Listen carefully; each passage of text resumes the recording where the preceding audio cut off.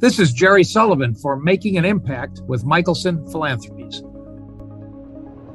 This edition has been recorded remotely in observance of social distancing. Please excuse any inconsistencies in the audio. We're going to talk today with Phillip Kim, Chief Executive of the Michelson 20mm Foundation. Phillip came to the organization with a background in the world of venture capital to lead the development of the Michelson 20mm Foundation's social impact investment platform to provide seed funding to mission-aligned education technology startups. You might not make a link between technology startups and the seemingly stodgy world of textbook publishing, but check the prices that community college students pay for their textbooks, and you'll see why now is a timely moment to talk to someone with Phillip's perspective. Welcome, Phillip, and let's get started with this. It's been mentioned that the textbook situation for kids, especially at community colleges, some people have referred to it as a racket, which is a pretty strong word. Why would some people call it a racket? And why do students need protection from the publishing industry?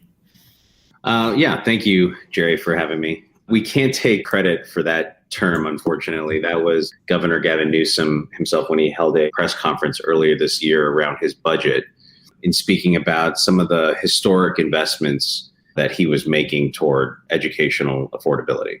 And I'll paraphrase, but several of those investments were going after what he called the racket that is the textbook industry. He referred to it as being abusive and making no sense, except to those that are the beneficiaries, the publishing oligopoly, the beneficiaries of this system on the backs of our children. So he was very strong in his language and his position on wanting to address this problem in the higher ed landscape, which does contribute very significantly to the total cost of education. But to the question of why particularly now do we need to be, maybe more than ever, thoughtful about how our large public systems are engaging the major publishers. I was recently at a conference, the first one back since COVID, and I was in a keynote session with the new CEO of Pearson. And this is a gentleman who was formerly chairman of Walt Disney International. And he was speaking about the launch of Pearson Plus, which is the new streaming service, the Netflix subscription model that they have for their entire content catalog. And interestingly, to a room full of educators, ed tech founders, ed tech investors, he said that the company must view faculty and students as they would any consumer. And he, in fact, doubled back on that and reiterated that point and that label. We should always remember these are publicly traded companies that must answer to boards and investors and chase profitability, and we certainly can't fault them for that. But I think we would be well served to remember that they exist that way and that we should protect our most vulnerable students accordingly. The reality is that right now, this term, previous terms, system leaders are inking contracts with these large publishers that will obligate our students to pay hundreds of millions of dollars in the coming years.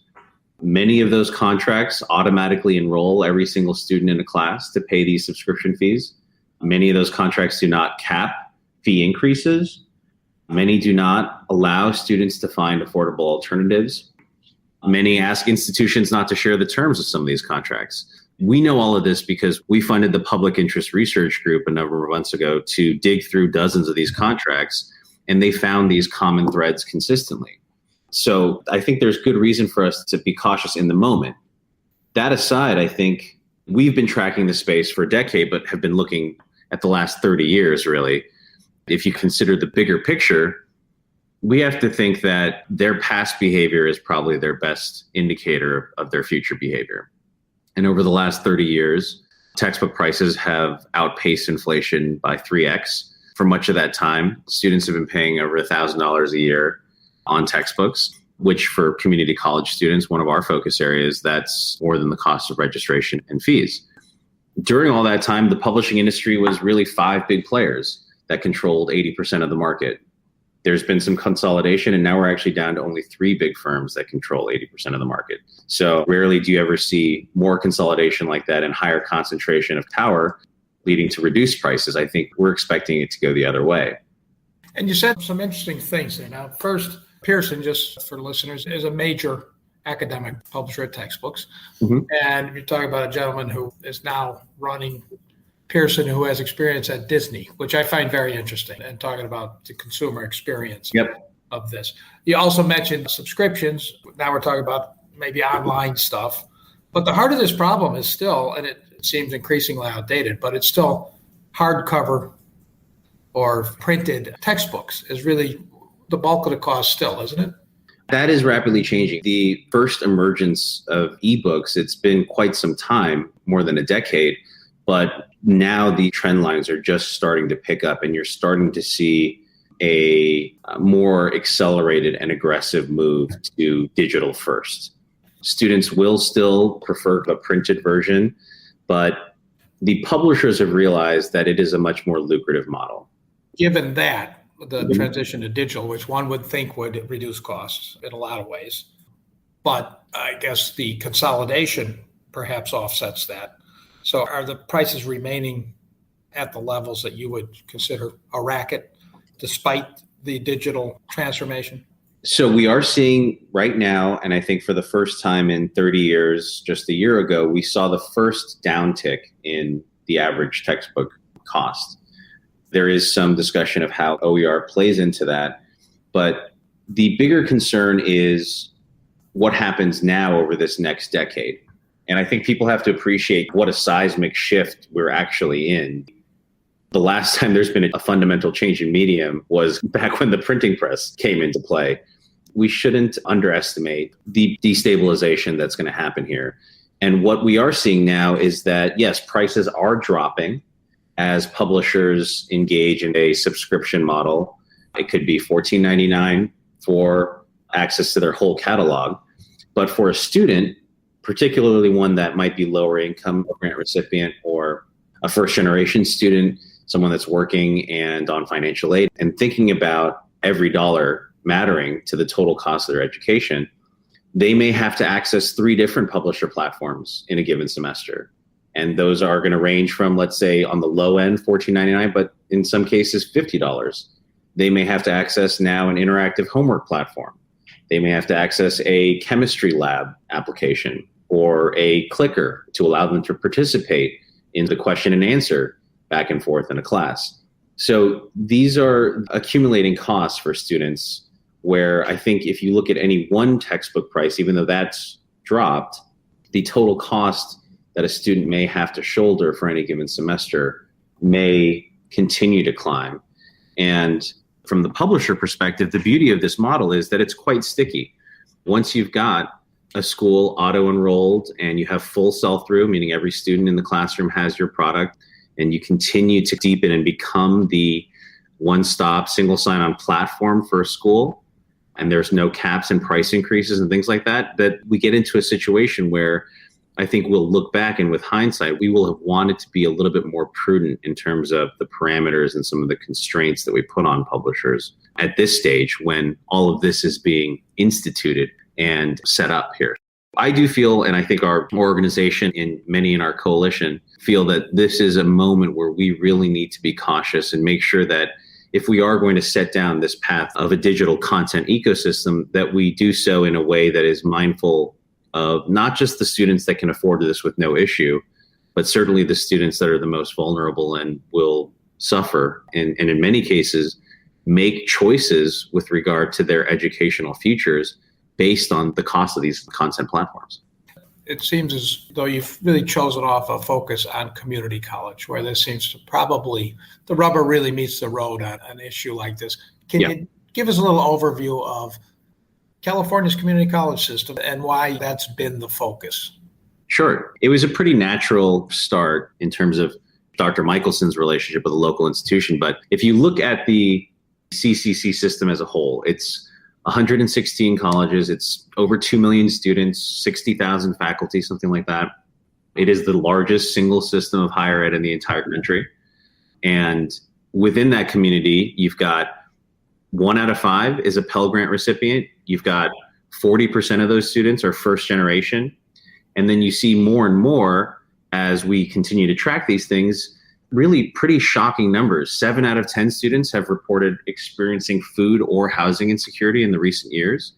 What we're talking about is one of the state, if not nation's, most critical vehicles for upward mobility. and economic prosperity, maybe in the world, this one system. And certainly for us, we focus here on this particular issue because relative to the cost of tuition and fees, this is where the cost of textbooks has a relatively greater impact.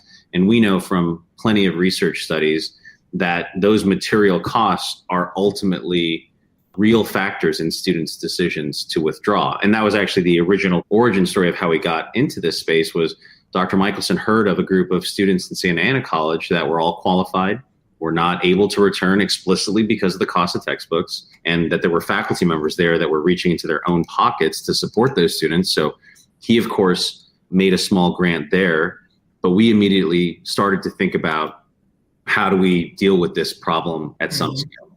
Now, whenever talk of this comes about, the term open educational resources comes up. Can you walk us through that? Sure. Hopefully it's a little bit more known now than when we started out 10 years ago, but it was really an uphill battle for us.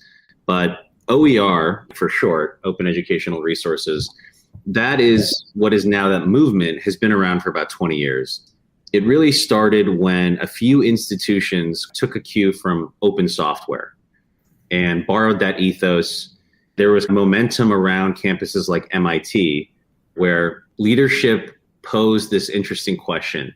What would happen if we opened up all of our courseware, all of our catalog and curriculum to the entire world?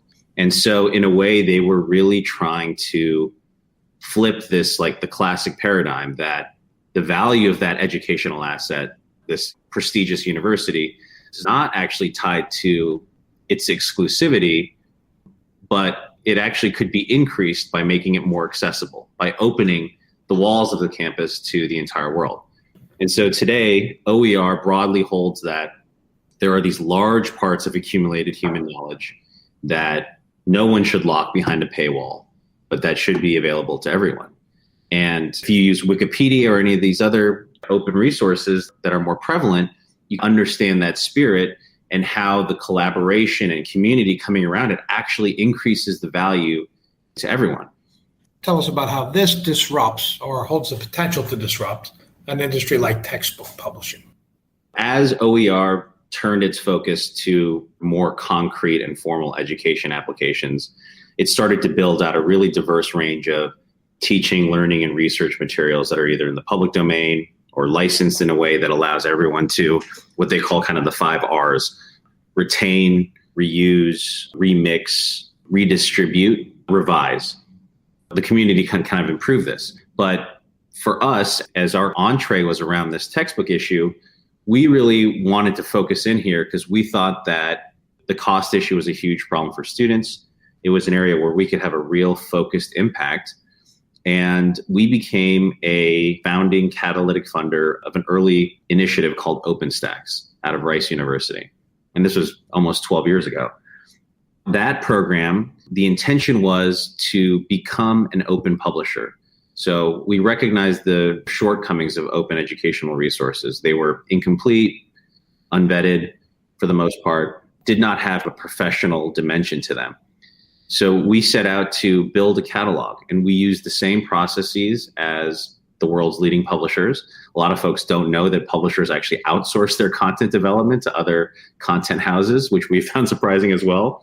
But it was very convenient that we were able to then buy full titles from publisher catalog or from these content houses. And today we have more than 40 volumes in OpenStax. They are used in over 60% of the schools in the country. Cumulatively, we've saved students over $1 billion. And so the intention was to create this to obviously have direct impact on the students and direct immediate savings, but we really wanted to impact the market. And to your question of how we disrupt the market, this catalog and the proliferation of such open educational resource repositories was intended to provide this consistent downward price pressure on the market and accelerate the market's realization and the publisher realization that they were charging $250 for what is actually commoditized content. This is knowledge that hasn't changed in a long time. This is knowledge that everyone should have access to, and certainly not at that price point. And that publishers themselves, who, by the way, now all brand themselves as digital media learning companies and in that kind of world, no longer publishers, they should realize that they can turn their attention to higher value products, higher value tech and interactive products, which will actually improve student learning versus hanging their hat on these commoditized subject areas that everyone should have access to and shouldn't be a deterrent to actually continuing their education. And you've been hammering away at this for quite a while now, approaching it from various aspects and trying to address it. And just recently, the state of California, I believe, made a $115 million investment in something they call the Zero Textbook Cost Program. Mm-hmm. Can you tell us about that and how it plays into what you've been doing these many years and how it might look going forward? After a decade of growing these titles in this catalog, Dr. Michelson began to advance this particularly promising vehicle for OER, in which, and this is the Zero Textbook Cost Degree Program, in which we could create these complete 2-year degree pathways that could give a student the clear assurance that they would pay nothing for course content all the way through. In 2016 or so, a first pilot was set up with Community College System here in California, just $5 million in funding at the time. And that created 37 pathways, which encompassed over 400 courses across 23 campuses. And the immediate impact was to generate $42 million in direct student savings. So more than an 8x return on that investment. That, of course, is just in the early years. This is something that continues to give in perpetuity. And that's the beauty of this. And when you compare apples to apples, you have to recognize that the cost of OER goes down and down and down as the years go on, whereas we expect the publisher pricing to move in the other direction. So the savings was immediate. The bigger, I think, discovery, and we want to validate this as we get into this next iteration of the $115 million, is that you started to see grade increases across the board, with the most pronounced improvement coming with Pell Grant recipients who, when compared to non-ZTC students, had a 7.6% increase in grade performance. So we're really starting to see that this is not just a savings issue or an affordability issue. This is absolutely an equity issue. Students perform better with this content because it's available and it's affordable. Now, the next $115 million, if we extrapolate it out, has the potential to create 240 degree pathways, and that would touch all campuses in the community college system. And the potential there is to generate over $1 billion in savings in just the first few years. And again, that pays dividends in perpetuity. And there's already conversation at the leadership level whether this content can then be used in the other 49 states. There's no reason why it can't. And is there even a way for California to recoup any of that investment, the 115 initial outlay, through mission support fees and other things that have been proven out in other OER deployments? So we really see this not as a budget spend, but this is an investment that returns immediately by saving students money and has the potential to be sustainable as we move forward. So we're very excited. We think it's an incredible validation of the last decade of work that's been done here. We couldn't be happier that Governor Newsom has taken on this issue directly and recognizes the impact that it's having on student persistence and success rates as well. And is this the $115 million of the validation and the expected growth? Is that what scale looks like? It's definitely a step in that direction. Yeah. And this is really the first time, I think, nationally, I'm trying to think if there are others. I mean, New York has done some great things and some other states have taken real steps. But I do think that this is the single largest implicit endorsement and participation at a public level to attempt to scale the positive impact of OER. Well, it's wonderful to get that review and overview, and I appreciate it very much. Is there anything else you'd like to add about where someone could go to get more about the program or your organization? Our foundation website is at 20mm.org. You can find information about all our work here and our work in other areas, which include student basic needs, smart justice, so criminal justice reform, intellectual property education as well. And we do quite a bit now on the digital divide, which has really been underscored by the pandemic, and making sure that access to broadband isn't a barrier for our students as well. We also have a website at ZTC4CA, where you can find more information about the Zero Textbook Cost Program in particular and what positive impact it can have for our system. Phillip Kim, thank you very much. Thank you, Jerry. This has been Making an Impact with Michelson Philanthropies. For more information, visit michelsonphilanthropies.org. That's Michelson, spelled Michelson.